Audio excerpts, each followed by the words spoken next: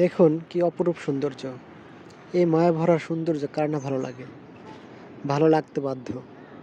যিনি প্রকৃতি ভালোবাসেন তার অবশ্যই ভালো লাগতে বাধ্য। আর যদি সে বিশেষ করে ফুলপ্রেমী হয় তাহলে তো কোনো কথাই নেই।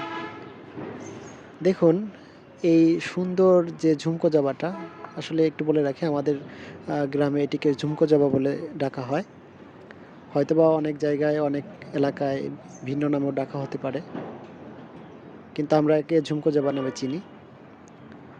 তো এটিকে দেখে শৈশবের একটি কথা মনে পড়ে গেল। যখন ছোট ছিলাম তখন আমাদের এলাকায় এই ফুলটা অনেক পাওয়া যেত। তো এই ফুল থেকে সামান্য পরিমাণ মধু আহরণ করা যেত। তো এই ফুলটিকে দেখলেই আমরা ছিঁড়ে এই ফুল থেকে মধু খাওয়ার চেষ্টা করতাম বা মধু খেতাম। মধুটা খুব অল্প পরিমাণ হলেও এর স্বাদটা একদম অমায়িক। আসলে ভাষায় বলে বোঝাবার না। অসাধারণ স্বাদ।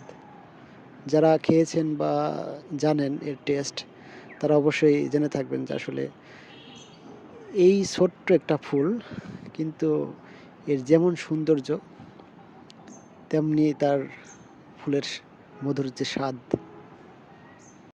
এই ফুলটিকে দেখার সাথে সাথে যেমন আমার শৈশবের স্মৃতির কথা মনে পড়ে গেল, তদ্রূপ আমাদের সমাজে কিছু কিছু মানুষ আছে দেখবেন অনেক দীর্ঘদিন আগে পরিচিত ছিল বা কথাবার্তা হতো। হয়তোবা সেই লোকটি আপনার সাথে খারাপ ব্যবহার বা ভালো ব্যবহার করে থাকতে পারে।